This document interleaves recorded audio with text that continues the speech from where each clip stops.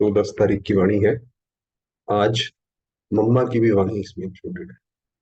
वाणी शुरू करते हैं। बाबा कह रहे, मीठे बच्चे, श्रेष्ठ बनने के लिए सदा श्रीमत पर चलते रहो। कोई भी कभी हमें ऐसी मन में दुविधा आए कि यहाँ पे जाना है कि वहां पे जाना है, ये देखो श्रीमत करें।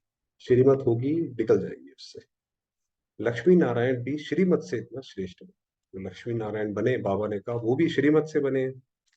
प्रश्न है, भक्ति में गौमुख का यादगार क्यों बनाया? आप देखिए, मंदिर में गौमुख होता है। तो बाबा ने कहा क्योंकि संगम पर बाप ने ज्ञान का कलश माताओं के ऊपर रखा है। बाबा जब आए तो बाबा ने ये बोला कि ये माताएं और कन्याएं ये जग का उद्धार करेंगी। अंत में भी बाबा ने कहा देवियां जो है प्रकट होंगी, वो साक्षात्कार कराएंगी। तुम माताओं के मुख से ज्ञान अमृत निकलता है, जिससे सब पावन बन जाते हैं। इसलिए भक्ति में गौमुख का यादगार बना दिया। तुम गौ माताएं हो, तुम ही सबकी मनोकामनाएं पूर्ण करती हो, इसलिए यादगार बने।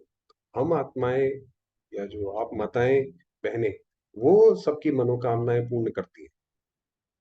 तो इसीलिए जो अ, अन्नपूर्णा या अलग अलग धरती को भी माता कहते हैं, क्योंकि वो भी हमारी आश पूरी करती है। इसीलिए इतना सारा गायन है। गीत है, नयनहीन को राह दिखाओ, पग पग ठोकर खाओ। ओम शांति। बच्चों ने गीत सुना। भक्ति मार्ग वाले बच्चे बाप को पुकारते हैं कि हम जो नयनहीन बुद्धिहीन बन गए हैं, हमें राह बताओ। कि नयनहीन, कुछ दिखाई नहीं पड़ता कि आगे का रास्ता कौन सा है, वो हो गए नयनहीन। और बुद्धिहीन, की अब बुद्धि रही नहीं, ना बाबा को पहचानते हैं और तो और अपने आप को भी नहीं पहचानते। दुनिया के कोई भी मनुष्य आप उससे थोड़ा सा पूछें कि अपने आप को बताएं कि भाई ये शरीर कौन चलाता है, तो वो बता नहीं सकते। आत्मा का ज्ञान बाबा ने तो बहुत सहजता से दे दिया, मगर दुनिया में नहीं बता पाते हैं। हे प्रभु जी, याद करते हैं अपने बाप को, उनको परमपिता परमात्मा कहा जाता है। सभी जीव की आत्माएं बाप को याद करती हैं। हम इस पतित दुनिया में बहुत दुखी हैं। सारे भगवान को याद करते हैं, कोई कभी कोई कभी। दर दर धक्के खाते रहते हैं, माना कभी इस तीर्थ पे जाएंगे, कभी उस तीर्थ पे जाएंगे। किसी ने बताया फला तीर्थ पे जाओ, वहां पे मन्नत पूरी होती है, तो वहां चले गए। तो ऐसे धक्के खाते रहते हैं। जहां भी जाते हैं, उनके ऑक्यूपेशन का कुछ भी पता नहीं है कि हम किसके पास जाते हैं। भाई आप कहीं पे जा रहे हो, कहीं हम कोई महल या कुछ ऐसा म्यूजियम घूमने जाते हैं, तो पूरा लिखा होता है कि ये कब बनाया, किसने बनाया, इसके अंदर कौन राज्य करते थे, वगैरह वगैरह। ऐसे ही जब मंदिर जाते हैं या कहीं और तीर्थ स्थान पे, तो उनकी बायोग्राफी तो पता नहीं कि शिव कौन है। आगे बाबा ने बताया है, शिव के मंदिर में जाते हैं परंतु उनको पता नहीं है कि शिव कौन है। पता ही नहीं है लक्ष्मी नारायण कौन है, ये कहाँ पे है इस वक्त। जहां भी जाएंगे जाकर माथा टेकेंगे, बस जहां पे भी चले जाएंगे बस माथा टेक दिया, बस और कुछ नहीं। जानते नहीं कि वह कौन है, कब आए थे। लक्ष्मी नारायण के मंदिर में भी जाते हैं, लेकिन जानते नहीं है ये कब आए, कैसे राज्य लिया, कुछ भी पता है। तो इसलिए बुद्धिहीन बोला। दिलवाड़ा मंदिर में जाते हैं, वहां आदिदेव बैठा है, परंतु जानते नहीं ये कौन है। जो माउंट आबू में दिलवाड़ा जैन मंदिर है, उसकी बात कर। जगत अम्बा के पास जाते हैं, परंतु वह कब आई, क्या किया, कुछ नहीं जानते। सिर्फ जाकर माथा टेकते हैं। यही वास्तव में श्रद्धा की बात, ये श्रद्धा है भक्ति। भक्ति में हर जगह श्रद्धा है। आप देखेंगे, चाहे नवरात्रे होते हैं, चाहे माताओं के जगराते होते हैं, तो वहां पे जाके माथा सारे टेकते हैं। अगर उन्हें ये नहीं पता ये माता कौन है, या हमें इनसे क्या मिलना चाहिए, या हमें क्या करना चाहिए, नहीं जानते। प्रार्थना करते हैं, बच्चा दो, यह दो, वह दो, जानते कुछ भी नहीं है। बस वहां तो इसलिए जाते हैं हर जगह हमारी मन्नत पूरी हो। गौमुख पर जाते हैं, कितनी मेहनत करके सीढ़ी उतरते चढ़ते हैं, पता कुछ भी नहीं है कि वहां क्या रखा है। एक पत्थर का गऊ का मुख बनाया है, कहते हैं गऊ के मुख से गंगा जल निकलता है। अब जानवर के मुख से अमृत थोड़ी निकलता है भाई। जो गौमुख है, गाय का मुख है, उसके मुख से अमृत कैसे निकलेगा। तीर्थों पर जाते हैं, किसके भी ऑक्यूपेशन को नहीं जानते। तो जो गीत था कि नयनहीन और बुद्धिहीन, वही बाबा पूरा समझाने की कैसे नयनहीन और बुद्धिहीन है। इसके भी ऑक्यूपेशन को नहीं जानते हैं, ये कब आए, क्या आकर किया। हम क्यों पूजते हैं? बुद्धिहीन होने के कारण पुकारते हैं हे प्रभु, हे बाबा, क्योंकि वह सबका बाप है। मनुष्य के तीन बाप कहे जाते हैं। एक है आत्माओं का बाप शिव, एक तो हम आत्मा का बाप, हमेशा वो हमारा पिता। दूसरा, सारे मनुष्य सृष्टि अथवा मनुष्य सिजरे का रचता प्रजापिता ब्रह्म। तो जैसे हम हमेशा बात करते हैं, जब शिव बाबा से एनर्जी जो आत्माओं के सिजरे के लिए लेती है, वो है ब्रह्मा की आत्मा, इसलिए वो ब्रह्मा कहलाई। और जो तत्वों के लिए लेती है, वो ब्रह्म तत्व कहलाई। तो इसीलिए बाबा ने कहा जो सृष्टि का जो सिजरे का जो पिता है वो है ब्रह्मा। और तीसरा फिर लौकिक बात, जिससे हमें ये शरीर का जन्म मिला। भक्त भी एक भगवान को याद करते हैं कि नयनहीन को आकर राह दिखाओ, जो हम सदा ऐसा बने। ये कलयुग तो है ही दुख धाम। यहाँ पे सारे के सारे आप देखेंगे दुखी ही है। किसी को कोई दुख है, किसी को कोई दुख है। सतयुग है सुख धाम। और जहां से हम आत्माएं पाठ बजाने आती हैं, उनको शांति धाम का। तीन अलग अलग कैटेगरीज है। आत्मा को ये शरीर रूपी बाजा अथवा ये कर्मेंद्रियां यहाँ मिलती है, जिससे आत्मा कर्म करती है। आत्मा तो है अविनाशी, शरीर है विनाशी। आत्मा का कभी भी नाश नहीं होता। शरीर बाकी जो है धीरे धीरे धीरे जो है विनाश होता जाता है। आत्मा है पारलौकिक परमपिता परमात्मा की संतान। शरीर है लौकिक बाप की संतान। शरीर और आत्मा में जैसे बाबा अलग अलग कर रहे हैं। आत्मा का बाप एक ही है। उनको याद करने से वर्षा मिलती है। आप जितना ज्यादा अपने आप को आत्मा आत्मा की प्रैक्टिस करते जाएंगे, अपने आप को उस अनुभव में टिकाते जाएंगे, तो आपका बाबा से अपने आप ही स्नेह जुड़ता जाएगा। बेहद के शांति और सुख का वर्षा कोई मनुष्य मात्र से मिल नहीं सकता, चाहे कोई भी हो। ब्रह्मा विष्णु शंकर को भी देवता कहा जाता है। परमात्मा एक शिव है। तो ये सुख शांति जो चाहिए, वो और तो छोड़ो, मनुष्यों से तो छोड़ो, देवताओं से भी नहीं मिल सकती, ब्रह्मा विष्णु शंकर से भी नहीं मिल सकती। वो सिर्फ एक शिव शिव बाबा से मिले। शिव परमात्माए नमः, ब्रह्मा परमात्माए नमः नहीं कहेंगे। तो ये जो भी मंदिर आदि हैं, उनके ऑक्यूपेशन को कोई नहीं जानते। भाई वो 12 ज्योतिर्लिंगम का तीर्थ है, तो क्या शिव बाबा ने ऐसा किया कि उनके इतने सारे ज्योतिर्लिंग हैं? नहीं जानते हैं कुछ भी। ऊंचते ऊंच परम पिता परमात्मा शिव है। फिर रचना रचते हैं ब्रह्मा विष्णु शंकर की। अब बाबा ये हमें ऑक्यूपेशन बताते हैं। शिव निराकार अलग है, शंकर आकारी देवता है, परमात्मा एक है। ये पहली अच्छी रीति समझाना चाहिए। कैसे कहते हैं, दुनिया में पहले कहते थे कि भगवान एक है, अब तो कोई नहीं ये बात भी नहीं कहते कि भगवान एक है, अब तो सारे अलग अलग हो गए। पहले पहले तो बाप को जानना चाहिए, जो बाप स्वर्ग का रचता है। मनुष्य तो भक्ति में धक्के खाते रहते हैं। लक्ष्मी नारायण तो है स्वर्ग के मालिक, वहां तो सदैव सुख ही सुख है। लक्ष्मी नारायण के राज्य में बिल्कुल इतना सुख है कि आत्मा उसमें डूबी हुई है। बाबा ने कहा आपके सामने इतनी सारी चीजें होंगी कि आप उसको खाएंगे नहीं, बस आपका देख देख के ही आपका मन भर जाए। और यहाँ सभी दुखी हैं। ये दुनिया ही पतित है। सतयुग में भारत पवित्र गृहस्थ आश्रम थी। सतयुग में जब हमारी, ऐसा नहीं है कि हम साधु सन्यासी थे सतयुग में, या जंगलों में रहते थे जैसे वो नेचुरल साइंस में हमें पढ़ाया जाता है, ये तो गलत है। बाबा ने कहा सतयुग में गृहस्थ आश्रम था। गृहस्थी भी थे, मगर वो पवित्र आश्रम था। यथा राजा रानी तथा प्रजा सब पावन थे। तो जैसे राजा वैसे उसकी प्रजा। पतित को पावन बनाने वाला एक ही परम पिता है।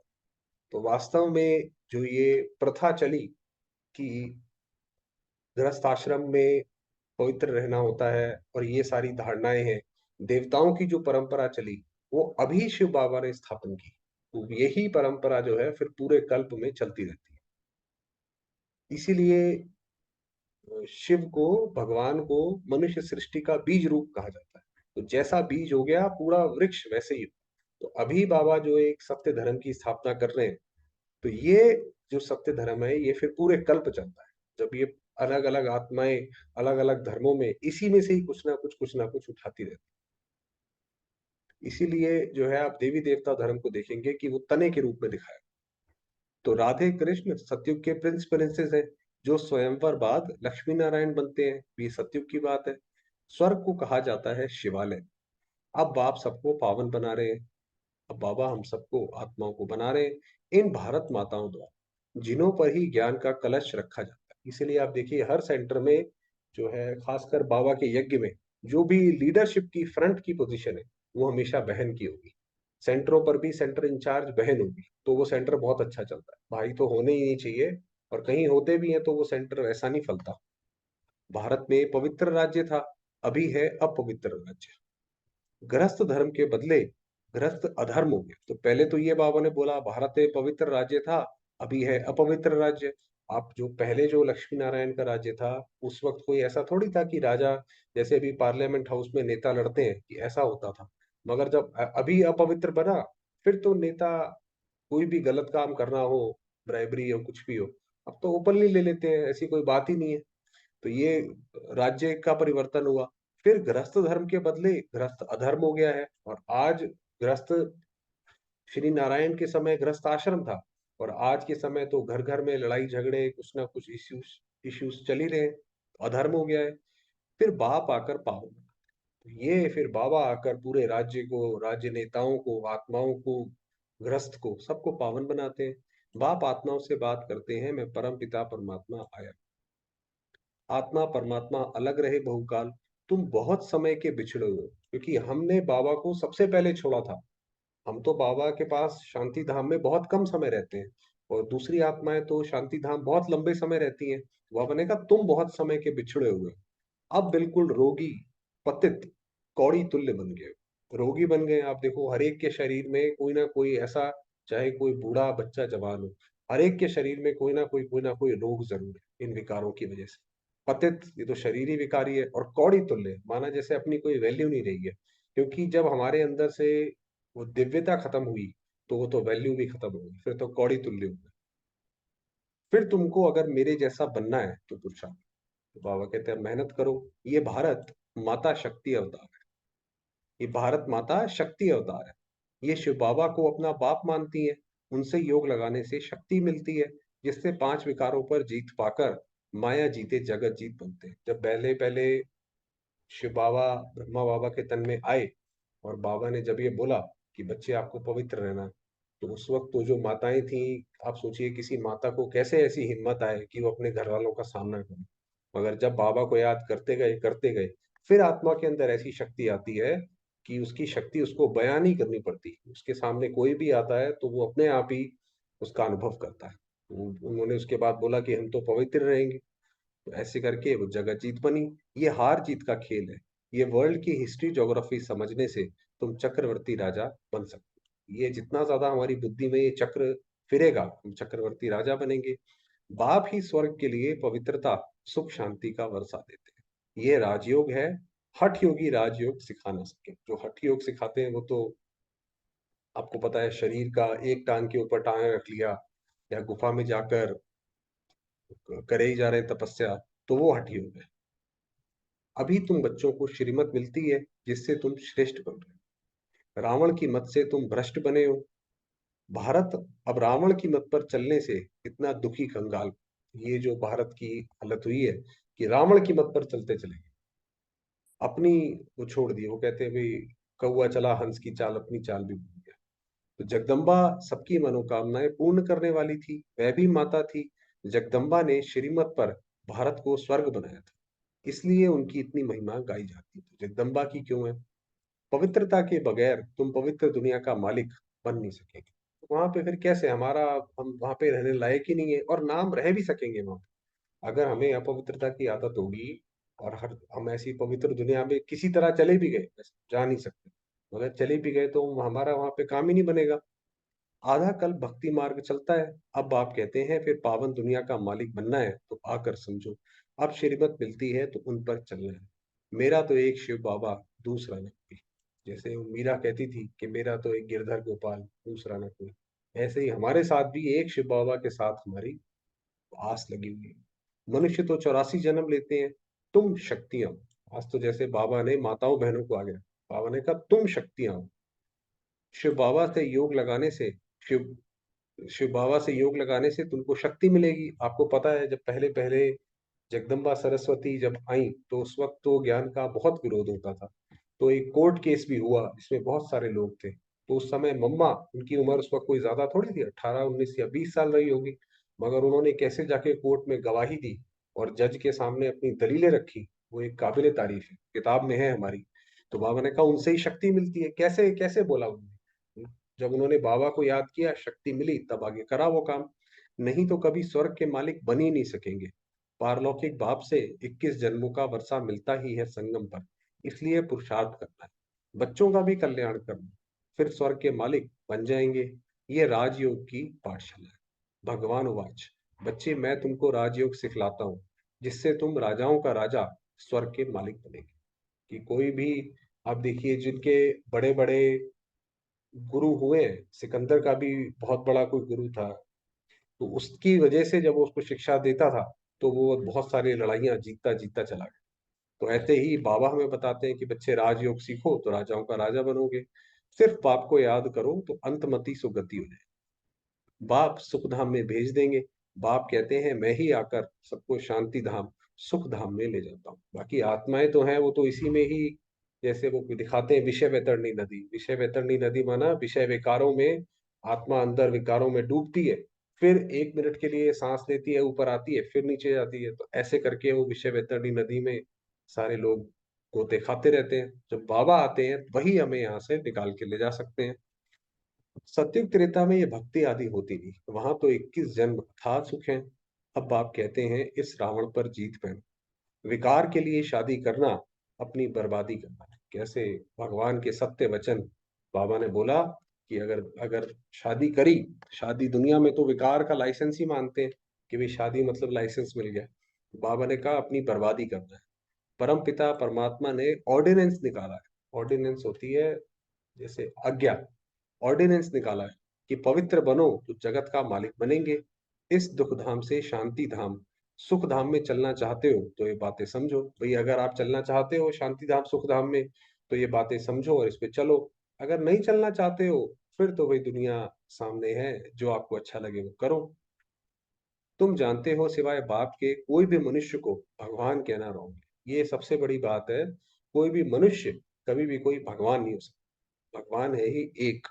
अभी तुम बच्चे शिव परमात्मा की, ब्रह्मा विष्णु शंकर की, लक्ष्मी नारायण आदि सबकी बायोग्राफी जानते हो। अब हमारी बुद्धि ये सब समझ आ गया कि कौन कौन क्या क्या है। अब तुम श्रीमत से ऐसे लक्ष्मी नारायण समान श्रेष्ठ बन सकते हो। पवित्र तो जरूर बनना है, पूरी मुरली पवित्रता पे। परम पिता परमात्मा की श्रीमत पर एक बाप को याद करते रहेंगे और पवित्र बनेंगे, तो 21 जन्म का राज्य भाग्य मिले। सीधी सी बात है। कितनी सहज बात है। ये समझने से तुम भक्ति के धक्कों से, रोने पीटने से 21 जन्म छूट सकते हो। अगर इतनी बात समझ आ गई तो कभी इस जन्म में भी और अगले जन्मों में भी कभी रोएंगे पिटेंगे नहीं। समझाना है सत्युग की स्थापना कैसे होती है, फिर ये चक्र कैसे फिरता है। अब किसी को समझाओ तो ये आपको बताना पड़ेगा। भाई वो आपसे बोलेंगे भाई आप जो ये ज्ञान सीखते हो उसका उद्देश्य क्या है, सत्युग की स्थापना कैसे होती है। आप कोई गवर्नमेंट पे तो जा नहीं रहे, कोई अपना प्लान तो प्रेजेंट कर नहीं रहे, तो सत्युग की स्थापना कैसे कर रहे हो वो बताना पड़ेगा। और फिर ये चक्र कैसे फिरता है। भाई कलयुग एकदम बिल्कुल नेगेटिव और सतयुग बिल्कुल पॉजिटिव, तो कैसे ये रात से दिन हो जाएगा, तो आपको बताना पड़ेगा। सारे वर्ल्ड की हिस्ट्री ज्योग्राफी को समझो। ये तो मनुष्य ही समझेंगे। एक बाप की श्रीमत पर चलना है। सर्व पर दया तो एक बाप ही कर, सर्वोदया जिसको बोलते हैं वो एक ही बाप है। वह ज्ञान का सागर, सुख का सागर है। वही इन माताओं को ज्ञान का कलश देते हैं। आप सोचिए ब्रह्मा बाबा के तन में बाबा आए, पहले तो ये बोल दिया कि अपनी सारी संपत्ति इन माताओं कन्याओं के नाम पर। चलो बाबा ने वो भी कर दी। उसके बाद बोल दिया कि ज्ञान का कलश भी माताओं के ऊपर रख दो कि ज्ञान भी यही सुनाएंगी। तो सोचिए कि ब्रह्मा बाबा अगर इतने निश्चय बुद्धि नहीं होते, तो वरना कोई भी व्यक्ति बोले कि ये तो आपने तो मुझे कुछ भी नहीं दिया, अगर ऐसी बात नहीं है जिससे ये सबको पावन बना सकती है। बाकी पानी की गंगा पावन नहीं बना सकती है। ये थोड़ी, ये तो ये जो गुरु सन्यासी होते हैं वो ऐसी कोई चीज बताते हैं जिससे ज्यादा से ज्यादा लोग उनके पास आए। तो उन्होंने कहा भाई ठीक है, आप दुनिया में कुछ भी पाप करो, ये गंगा में डुबकी लगा लो, आपके पाप सारे खत्म हो जाते हैं। तो लोगों ने कहा ये तो बहुत आसान बात है। तो उन ऐसे गुरुओं को पसंद करते हैं। तो बाबा ने कहा ऐसे नहीं होता कि गंगा में नहा लिए और पाप सारे धुल गए। ये गौ माताएं हैं जिन्हों को ज्ञान का कलश मिलता है। यहाँ तो पढ़ाई है, पढ़कर देवता बनना है। ब्राह्मण देवता क्षत्रिय वैश्य और शूद्र ये वर्ण है। ऐसे ये 84 जन्मों का चक्र फिरता रहता है। इस चक्र को जानने से तुम चक्रवर्ती राजा रानी बन सकते हो। जितना हो सके अपने ये चक्र फिराते रहे कि मुझ आत्मा ने कैसे कैसे जन्म लिया। अच्छा, बाप दादा और मीठी मीठी जगदम्बा माँ का सिकी लदे बच्चों प्रति याद प्यार और गुड मॉर्निंग। रूहानी बाप की रूहानी बच्चों, नमस्ते। हम रूहानी बच्चों की रूहानी बाप दादा को याद किया। धारणा के लिए मुख्य सार है, पवित्रता के बल से श्रीमत पर चल भारत को स्वर्ग बनाने की सेवा करनी है। सबको एक बाप का ऑर्डिनेंस सुनाना है कि पवित्र बनो तो पवित्र दुनिया के मालिक बनेंगे। तो ये बताना है सबको। हर एक को तीन बाप का परिचय दे, दुख धाम से शांति धाम और सुख धाम में चलने की राह दिखा, भटकने से छुड़ाना है। तो दुनिया में आत्माएं भटक रही हैं, कोई शांति के लिए इधर जाती हैं, उधर जाती हैं, किसी गुरु के पास, कहीं कुछ, या दुनिया में कहीं जाती हैं। तो बाबा ने कहा उनको छुड़ाना है भटकने से। वरदान दिया, मर्यादा पुरुषोत्तम बन, सदा उड़ती कला में उड़ने वाले नंबर वन विजयी भव। देखिए, राम के लिए बोला जाता है, श्री कृष्ण है ही मर्यादा पुरुषोत्तम, श्री राम के लिए खासकर बोला जाता है मर्यादा पुरुषोत्तम। तो कैसे बनेंगे मर्यादा पुरुषोत्तम? नंबर वन की निशानी है हर बात में विन करने वाले, हर बात में जीत प्राप्त करने वाले, किसी भी बात में हार ना हो, सदा विजयी। माना कोई भी माया का वार हो, उसमें हर एक पे हमें जीत प्राप्त होती जाए।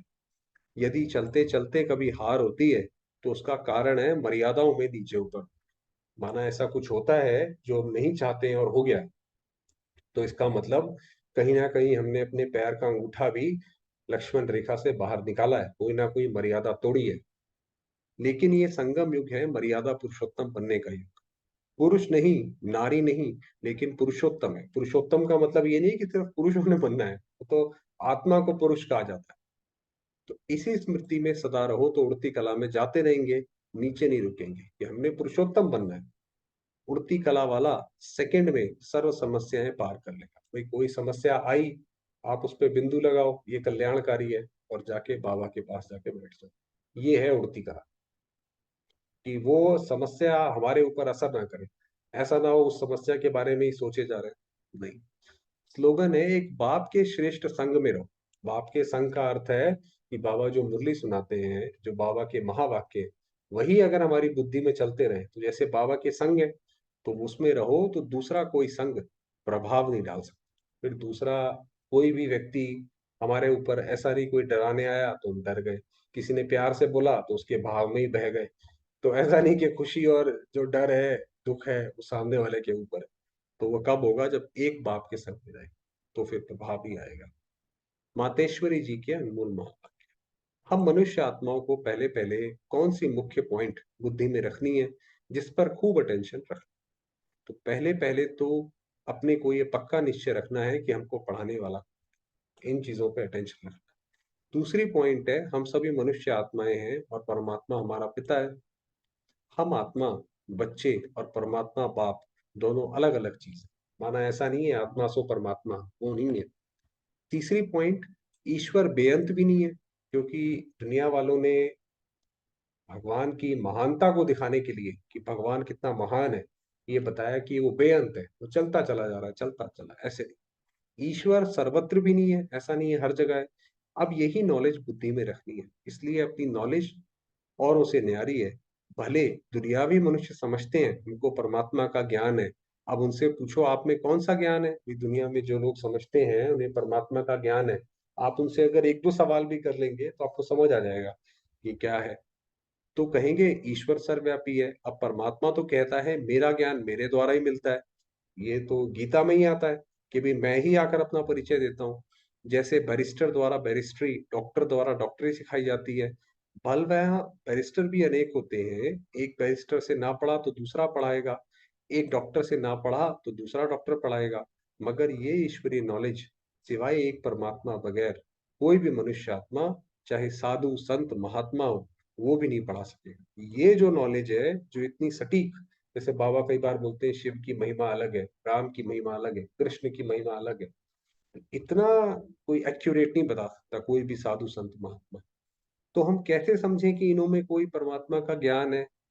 और चौथी पॉइंट, परमात्मा युगे युगे नहीं आता, हर युग के बाद परमात्मा नहीं आते, बल्कि परमात्मा कल्प कल्प एक ही बार इस संगम पर, अर्थात कलयुग के अंत और सतयुग के आदि संगम पर, और अनेक धर्मों का विनाश कराए, एक आदि सनातन सत्य धर्म की स्थापना करे।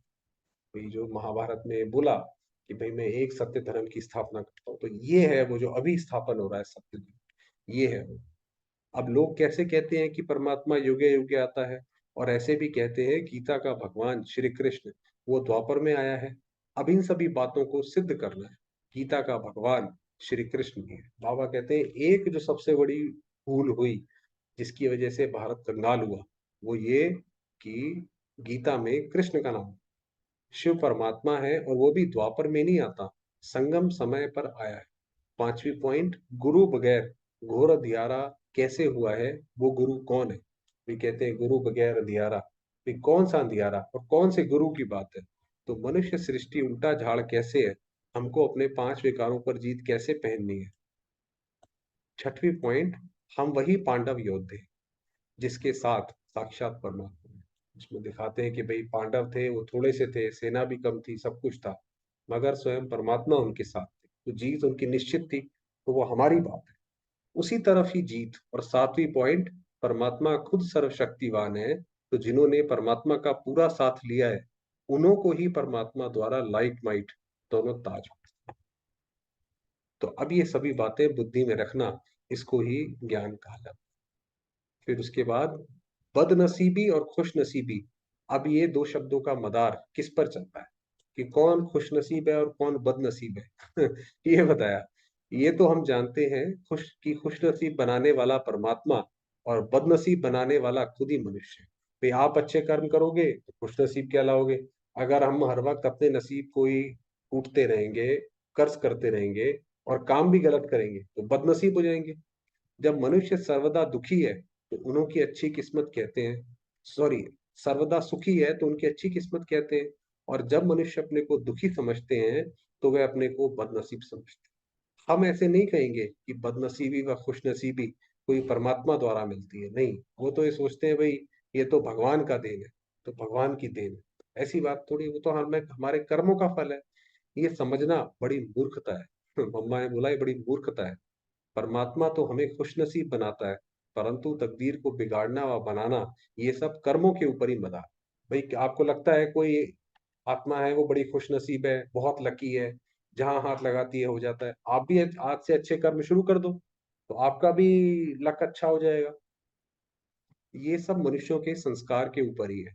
फिर जैसे पाप और पुण्य का संस्कार भरता है, वैसे तकदीर बनती है। परंतु मनुष्य इस राज को न जानने के कारण परमात्मा के ऊपर दोष रख देते हैं कि भाई कुछ भी गलत हुआ, भगवान ने किया, बच्चा मरा, भगवान ने वापस ले लिया, तो सब सारा दोष भगवान के ऊपर मर दिया। अब देखो मनुष्य अपने को सुखी रखने के लिए माया के कितने तरीके निकालते हैं। फिर उस माया से ही कोई अपने को सुखी समझते हैं और कोई उसी माया का संन्यास कर माया को छोड़ने से अपने को सुखी समझते हैं। वास्तव में ये तो आत्मा का जो गुण है, जो सात शक्तियां हैं उसमें से एक सुख है गुण। तो आत्मा जिस चीज को चाहे उससे सुख ले सकती है, कम से कम ऐसा फील कर सकती है कि उससे उसे सुख मिल रहा है, चाहे हो रहा हो उल्टा ही। मतलब तो कई प्रकार के प्रयत्न करते हैं, परंतु इतने तरीके करते भी रिजल्ट दुख के तरफ जारी है। जब सृष्टि पर भारी दुख होता है, तभी उसी समय स्वयं परमात्मा आए, गुप्त रूप में अपने ईश्वरीय योग पावर से दैवी सृष्टि की स्थापना कराए, सभी मनुष्य आत्माओं को खुशकिस्मत। अच्छा, समय हुआ है बाबा का।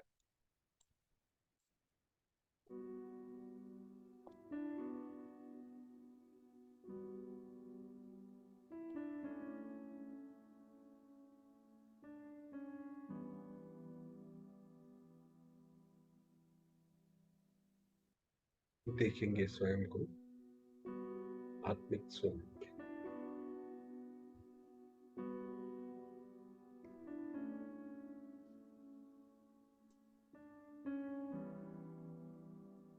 मैं आत्मा।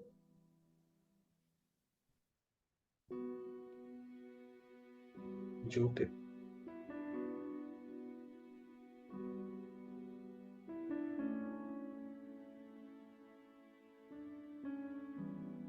चमकता सितारा।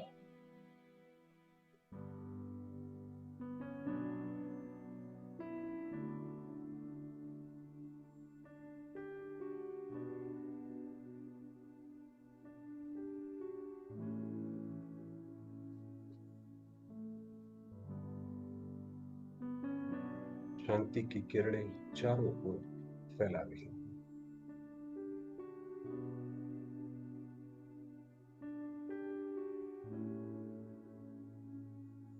ये शरीर, सारा वातावरण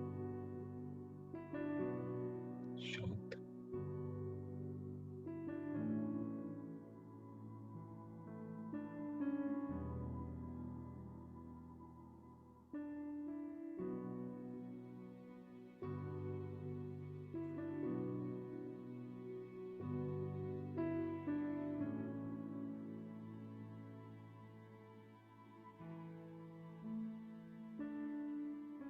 निराकार ज्योतिर्बिंदु,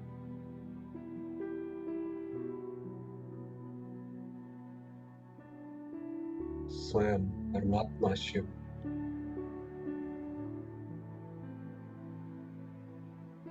मेरे पिता है।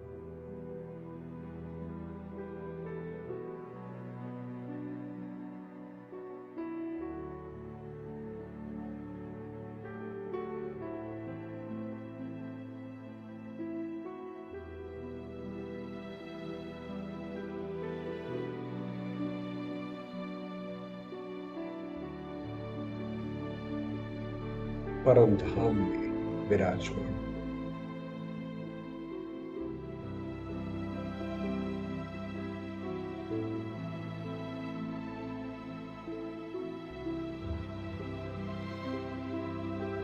मैं आत्मा भी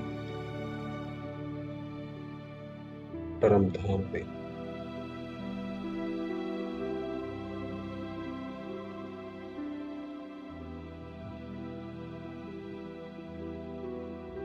प्यारे बाबा की किरणों के नीचे।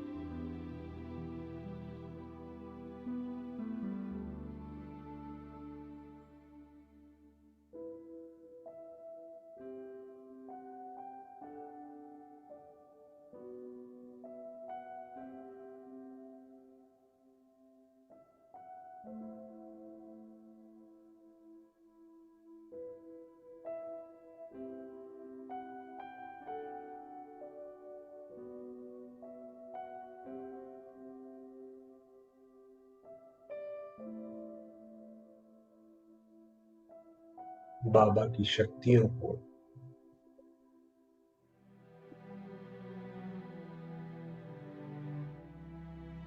उनके स्नेह को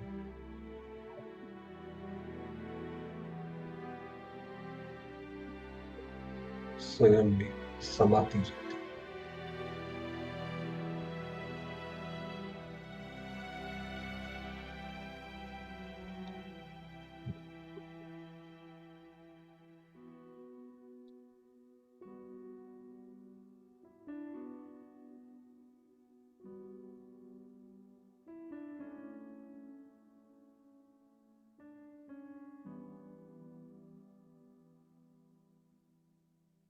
ओम शांति।